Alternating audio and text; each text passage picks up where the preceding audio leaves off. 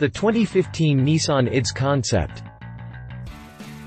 Preview day at the Tokyo Motor Show kicks off on Thursday, October 29, and manufacturers are already unveiling some curious concepts. One such concept is the Nissan IDS Concept. On the outside, it looks like a stretched-out hatchback, but on the inside, the car is more reminiscent of a shuttlecraft from Star Trek. It doesn't have wings or an interstellar propulsion engine, but it isn't far off. The computer system built into the car has the latest artificial intelligence that allows the car to park itself, assess road hazards, identify pedestrians, and even compensate for driver error if needed. Nissan CEO Carlos Ghosn said, "Nissan Intelligent Driving improves a driver's ability to see, think, and react. It compensates for human error, which causes more than 90% of all car accidents. As a result, time spent behind the wheel is safer, cleaner, more efficient, and more fun." The current worldview is that self-driving cars will mean travel is going to get boring, but the IDS concept is Nissan's vision of what autonomous driving should be like, as we slowly move into the reality of self-driving cars. The IDS concept is programmed to mimic the driver's style of driving and preferences even when in autonomous driving mode.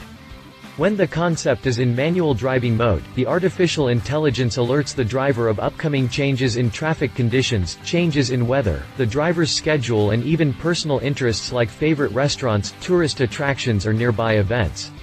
On the outside, it is equipped with the latest LED technology that allows it to communicate with pedestrians.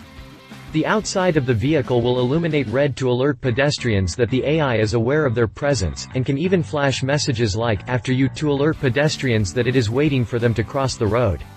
Now that you know a little about the IDS concept's AI capabilities, let's dive in and examine the vehicle on a deeper level. Continue reading to learn more about the Nissan IDS concept. Exterior.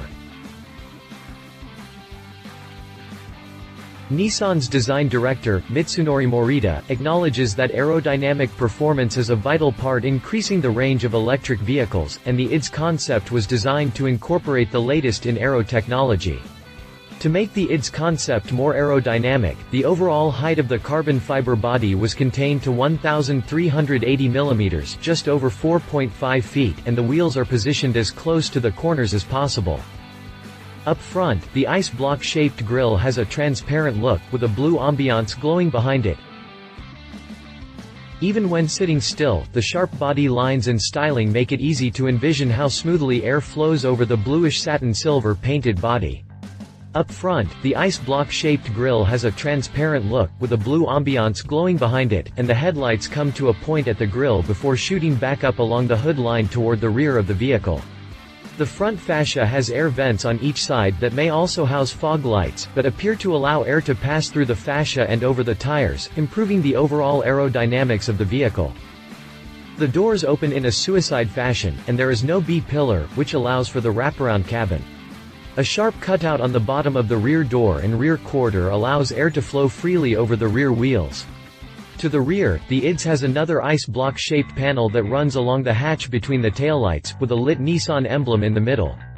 The boomerang-shaped taillights mount flush to the rear quarter along the hatch opening but sit on top of the rear quarter panel as they approach the side of the vehicle.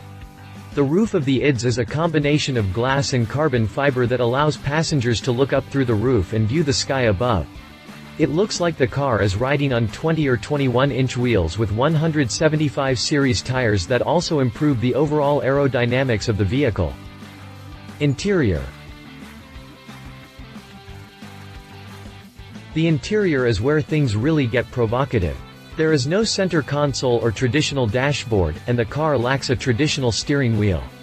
The cabin is lined with wood grain paneling and leather. Aside from the switch on the driver's seat that switches between auto and manual drive, and the pedals for acceleration and braking, there are no other buttons or switches inside the cabin. Everything is controlled by voice command or touchscreen. The steering wheel has a handle on each side for controlling the vehicle. In manual mode, the dashboard is empty. The steering wheel, if that is what you would call it, has a handle on each side for controlling the vehicle, with a few touch buttons that probably control its position or makes minor adjustments to the position of the seat. On top of the wheel, there is a heads-up display that displays current vehicle speed, and what appears to be the current battery charge. In manual mode, ambient lighting under the wheel, on the pedals, and under the dash illuminates blue to assist in driver focus and concentration. In autonomous mode, the handles of the wheel retract, and a personal screen pops up in front of the driver greeting him and offering a personal assistant of sorts. A large screen, reminiscent of half an iPad, lifts out of the dash. In the background, the screen displays a detailed satellite map and shows the current GPS route. On the right side of the screen, the driver's schedule is displayed, and on the left there appears to be a music app.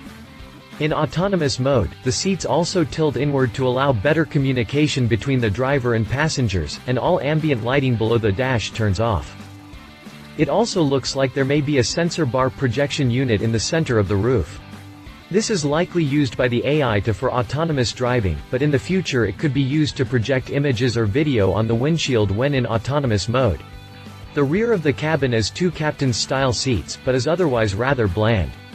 There is a speaker on each side of the headrest on each seat, but if the vehicle ever made it into production, I would expect to see viewing screens on the back of the front seats or the ability to recline the seats for better relaxation on longer trips. Drivetrain. Nissan's target is to reach zero fatalities and zero emissions, and it can achieve at least one of those with this electric concept.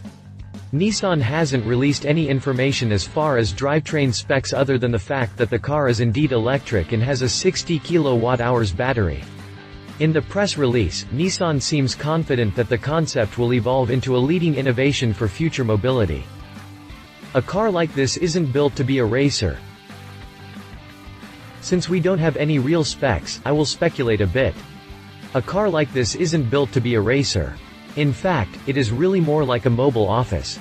I would expect it to have all-wheel drive with a 150 horsepower motor up front and a 250 horsepower motor in the rear. This would keep energy consumption low and still provide the ability for the vehicle to travel at high speeds. I would expect acceleration to be somewhere in the comfortable area of 0 to 60 in around 4 seconds and top speed in the 140 to 150 miles per hour range. Conclusion. The IDS concept is exactly that, a concept, but I suspect this model previews what the next 10 to 15 years will bring us in the terms of vehicles and autonomous driving. The design of the body isn't all that extreme like some of the other futuristic concepts out there, and to be honest, I think it has just the right mix of wild styling and usability. Of course, we are a long way from being able to trust our lives to AI on the road. Currently the best AI in the world is comparable to about 13% of the human brain, but we're getting there. I'll be sad to see the traditional car replaced, but if humanity has to evolve into a society where computers do the driving work for us, this concept makes me feel a little better about the whole idea. I mean, at least you can watch a 30 or 40-inch screen while you're driving down the interstate. Love it. Exterior styling, aerodynamic, realistic vision of future vehicles and AI. Leave it. Lack of entertainment for rear passengers, lack of potential cargo room. If you liked this video, please share your thoughts in the comments below and don't forget to hit the subscribe button.